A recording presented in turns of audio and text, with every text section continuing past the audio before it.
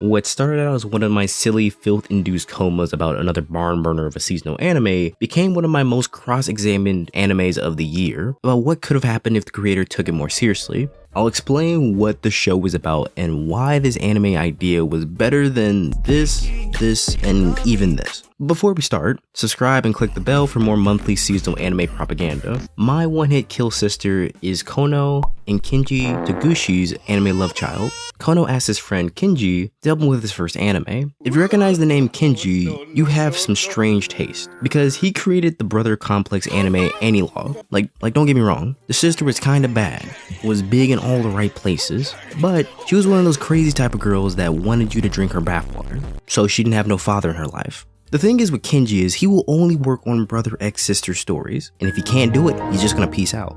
You could almost respect the commitment that he has to just doing this, and this one and only thing. So Kono was kind of forced into making it about this. They were able to get a publisher to make it, and then it was later made by Studio Gecko. The show is a harem about a selfless boy saving a girl from Truck-kun. If that's me, that little kid playing in the street is just gone. They're just getting hit. Little kids always be picking the worst spots to play in: the middle of the street, a lion's den, Michael Jackson's house. The main protagonist is Asahi. Asahi is isekai'd to this RPG fantasy-like world, which he's excited to be in. Most of the people who are happy to get isekai'd have no social life or anything going in their life, which is not ideal for most people. He discovers that he has no cheat power and is about to be eaten. So as he's about to die again, he thinks about the most important person in his life, a person that's protected him like a parent, that can overcome any challenge, his elder sister. He calls out to her, which actually summons her, and she's able to defeat the dragon in one hit. And then she's next jumping to his arms, more like riding him, but we'll just go with that. Maya is the clingy, overbearing pervert of a sister, and I'm not gonna lie, first look at her, kinda bad. Like, I'm talking top 5, if not at least top 10 waifu of the season. And with her newfound power, she's able to kill any monster that attacks her brother. Asahi realizes that his sister is the isekai main protagonist and not him. But this is a show where the main lead's focus is passed to the secondary character, with the first character being disappointed they're being saved all the time. No other show does that except for, say, Mom Isekai. Ice Blade Sorcerer, Summon to Another World for a second time, and Bofuri have two main characters as the focus. Asahi is promoted to another high rank, and is reminded about what happens if it turns out that his rank has been faked, being death or imprisonment. Yeah. This rank makes him famous in the city and demon territory, with him begging Maya to assist him in his mission so he doesn't die or be imprisoned. Simple enough. She agrees, but only if she gets some type of reward. Yeah. Which they do not tell the audience what that is. He realizes that he's relying too much on her, and he tries to complete missions on his own so he can avoid relying on her. But what ends up happening is he always gets put into a worse scenario than what he originally planned for. But because of the attention that he's getting, he somehow attracts the attention of powerful allies like the demon captain, Kill Maria, who he mistakes for his sister. She went out searching for him originally because she believed he was a strong warrior that she wanted to fight to the death with, but she ends up saving his life. Eventually, she does realize that he's Asahi and tries to fight him, but as they're about to fight, Maya steps in, with Maya originally assuming that she's here to seduce her brother. In the fight, Maya is about to kill her, but Asahi stops her, and after this, Kill Maria slowly gets to integrate into human society, and then eventually moves in with siblings, being like the big sister's best friend, with them often fighting over who's more lewd towards Asahi, with all three of them now protecting a secret, one that Maya is stronger, and that two, Kill Maria is a demon, with this causing comedic scenarios. Next is the character like Sophia, being the priest who's obsessed with Asahi, because she believes that 1, he saved her life, and 2, that he's the hero that her mother's been talking about since, I don't know, she's been born, with this being the only reason that she's actually nice to him. Another character that's introduced is Tanya, being the desk girl that Asahi has a crush on. She's more or less the reason why he's being volunteered to have so many dangerous missions. Asahi, Maya, and Maria are able to fool everyone, except for Gloria and Kuon. Gloria is like the feisty rich princess type, and Kuon is like her deadly assassin maid. Gloria enjoys exposing other people for faking their ranks, so she feels that Asahi is one of those people and challenges him to a one-on-one contest. And at this point in the show, I hate Asahi. To avoid embarrassment, he's just asking his sister to hide her own skills and abilities and defeat all the monsters for him. But she could just be an adventurer on her own and join his party. And sure, he doesn't want to die, but this is an RPG world that he can simply just train and grind his abilities in. To me, he was the opposite of a good protagonist, which is what I thought until the duel. In this episode, Maya feels that she has to help, but Kill Maria sees that he's actually been training and he doesn't want to rely on them, with him being strong in his own right. And he somehow is actually smart enough to outsmart Gloria. Predictably, Gloria starts acting like Tamari from the Chunin exams and falls for Asahi after being defeated. But after this point, it's like everyone stops trying to hide that Asahi is weaker than Maya and Maria, especially in the beach episode where I see they put a lot of detail in. Like, they definitely spent some sleepless nights animating this show. Now, the reason why I wanted to make this video, there's something here that they should have expanded on. In episode 1, after Maya is summoned and saves Asahi, she reveals how she was actually summoned. Now, not that he summoned her here, but that she found him in the hospital and that he could never wake up again. So feeling that he could never wake up again, she starts to bang her head against the wall in hopes that she can get into a coma as well, simply deleting herself. This reasoning for being here is just so insane enough that it should further be explored. Now I gotta mention the outro. The outro song is great. Best animation of the split, by far. Like, if I had to put all these seasonal animes from this month basically into a tier list and had to rank only their animation alone, I'm putting this in S tier. Like, it's beating every one of these shows. The outro shows that this anime has potential. No show about an isekai brother complex should look this good. This is a gag show. It should not have this clean of animation. Off this animation alone, I would rewrite the show as a dark isekai with Maya as the lead. I would have liked it almost better if they made it half and half of you getting this gag show on Asahi's side, but an actual serious show that this animation deserves on the other side. So to start, the first episode is going to be a 40-minute long show. The first part of it is Asahi being hit by the truck and being isekai'd, with the first 23 minutes being over Asahi's same isekai adventure as usual, but this time, instead of him being saved by Mai, he's being saved by Kill Maria, which happens all the time in the show, multiple different ways, so there's no reason why this couldn't happen again in the first meeting. But then the last 17 minutes are over Maya, with her suicidal depression, with it being maybe weeks or months without her brother, she's barely eating and she's skipping school, and she only bathes to go visit Asahi at the hospital, who's comatose. Like, they could spend, I think, a good amount of time exploring this side of the character, as well as showing other people talking about Maya and how she's been acting lately, how it slowly builds up to this. The same thing could exactly happen, but she might have, like, this time a tearful head banging to her death moment instead of it just being like laughed off, because I don't think I've ever heard of a character doing this. But she commits the suicide months later and she's transported into a fantasy world. Asahi is happy but still unlucky with him always being attacked by monsters. But because of Kill Maria being introduced into the story a little bit sooner, she's integrated faster into human society, with them still having their date and her wanting to take him back to the demon territory. That still happens. And even without Maya, she doesn't kill Asahi. All this still happens just because Maya isn't there to basically defeat her and then reject her. Asahi's first mission is done with Kill Maria, and he doesn't exactly earn the big reputation he did originally, and even if he would, Kill Maria would just recognize that he's still not strong. So she doesn't want to kill him. But since she saves him and has big boobs, he still mistakes her for his older sister.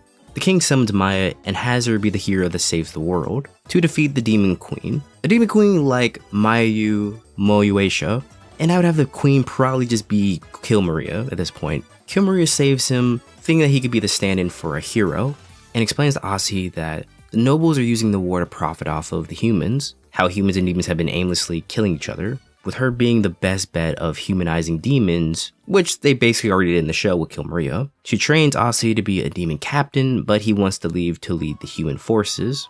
Maya at this point is still hallucinating about her brother, seeing him everywhere she goes. With the king and his higher up government thinking that he's already dead anyways, because she's strong, no one's gonna question this nutcase status that she has around the capital. The royal court is using her hallucinations into killing more enemies, claiming that killing the demon lord will revive her brother because of some ancient prophecies and blood. They could make something up, right? When all the wiser, they believe that he's already dead anyways. But they say that her brother was captured and has been enslaved under the demon territory. Hearing this makes her even crueler to people, with her having simply no mercy, which she already doesn't have in the show and she was going to have without Asahi in the show. But because of her power and how she's been defeating a lot of the demon settlements, this makes her a heroic figure amongst the people, knights, and adventurers. And at this point, it would be a good way to contrast the siblings, with Maya deepening her hallucinations the more she kills, and using her brother complex character type to make it easier to manipulate, but also show the darkness and sorrow that she's feeling at this point in time. All the while Asahi and Kilmaria are getting closer, how she reminds him of his sister, how basically he's just gawking his older sister at this point until the siblings actually meet. That's what I would expect from a story if I see this type of animation. Like, it's actually the best ending animation I've seen this year. Like, it's automatically an S tier to me. With me only feeling stronger about, say, Overlord's endings, which if you know this channel, is an extremely high bar for me. Even if it's an overall silly and forgettable anime, I feel these characters and visuals could have been more memorable if they were put in, say, a veteran's hands. Something that I would have fixed in the anime is, say, the dialogue, which is, to me, the best part of a show, which is correlating to be also the hardest to execute. I think most shows have interesting enough characters, but struggle when it comes to dialogue and making memorable scenes. Like, this one has too long of sentences, whether they're trying to be comedic or trying to explain something, where the audience could have figured it out simply on their own without them needing to do all this extra talking. So here I would have a villain and hero dialogue formula, where Kilmaria is acting as, say, a neutral villain, where she's basically not necessarily always doing the morally correct thing, but isn't just straight up just evil. I would have her give more longer, memorable speeches about humanity and the morality of what they're doing. But I would let Asahi keep his normal boyish charm, sticking to more simple but very specific sentences, I guess. Mirroring the same for, say, Maya, whatever main villain that's manipulating her. Or I would just have Maya talking to herself. This would be my way of trying to keep conversations feel refreshing. Having opposite-like characters have moments together where they're basically just disagreeing, where sometimes they're right, sometimes they're wrong. Keep it short, but meaningful. The thing was, like a lot of shows, when dialogue doesn't really feel refreshing, it's when you have too many of the same characters simply talking. Like, as much as I love Kilmaria and Maya, they're both basically the same characters, talking about the same thing and arguing about it. And that could be funny here and there, but for an entirety of a show, I don't really think so.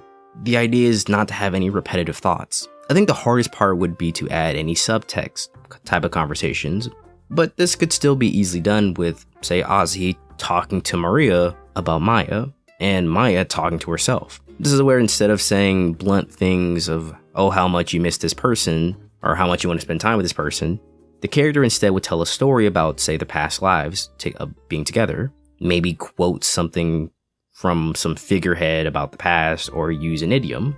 I think the animation that was done here was simply breathtaking and has so many visuals that could have been used in a more, say, specific storytelling type of way, how they're basically mirroring each other, both looking opposite directions. One is saying in an old TV, well, you could use that old TV saying how maybe they lived in a one-bedroom apartment together for most of their lives because, I don't know, their parents died or something. How there's a kettle and a fireplace here. You could have still made some type of symbolism to their past. There's a lamp here. There's some type of motorcycle here. There could have been so many things that were used here in the actual story to make it even more memorable, because for whatever reason, they look like these things mean a lot to them, and I really get a strong feeling from it. Even the more serious tone that the characters are looking in, there's no way you're telling me that could have been used in the final product. Even if you did want to keep it comedic, you could have done that. You could have kept it comedic at times, and then at the same time, fucking depressing. Not just necessarily depressing, but just show an actual feeling from these characters that's more than just the same expressions. How she's waiting in the waiting room all by herself could kind of symbolize, hey, they don't have anyone else in their life that necessarily cares about them. One, as well as how late at night or in the morning she's there. Her dedication to being there, I think you could have played off of that, meaning in dirty dishes in the sink, showing that she's had to eat, but she doesn't feel like she has enough time to clean. Things are not going as planned. Maybe instead of her necessarily just outright dying, she's seeing visions on the TV screen showing that he's having a great time in another isekai world without her. You could have played off as, say, even insecurities. There's so much here in these animation scenes that I'm just like, why did I not get more of this? I feel in a way very much cheated from the rest of what this story could have been. And the final product, like I said, isn't really bad. Like, I think it's good enough to be just as good as other seasonal animes, but when I look at, say, this product here, I feel a little bit cheated. She literally jumps into action for the sole purpose of saving her brother. So she could be thinking the entire time that he's about to die or he's in danger the entire time, and she keeps being led astray multiple times. Maybe the weird part about it is it's only like, say, a minute and a half long of an ending scene, but I feel like there's just so much in it that it needed to be used further. This idea needed to be expanded upon further. Like, if I were to look at the shows that I think it necessarily beats, it's a lot. I think this idea could have been used pretty much to beat a lot of the good isekais, a lot of decent isekais, I should be saying. I think the idea is right up there with a lot of other animes, for sure. I think it could have been better than Black Summoner. I think it could have been better than I'm Quitting Heroing. I think this idea could have easily been better than, say, Banished from the Hero's Party. It could have been better than Farm Life in Another World. I don't think I would have put it higher than, say, So I'm a Spider, because I would have to necessarily see what they actually do, and So I'm a Spider is actually a really good isekai, so I wouldn't do that far. But I think possibility-wise, it could be as good as, say, the arch enemy and hero, somewhere around right below that category if they explore these ideas. But I don't think we'll really ever will get to know how good this anime could have been. I think the best part about it is just simply going to be the animation, and how the animation was just kind of wasted on this type of anime, but it is what it is. But that's going to do it for this video. Hope you guys enjoyed the video. Make sure to like and comment, and also subscribe to the channel for more anime propaganda.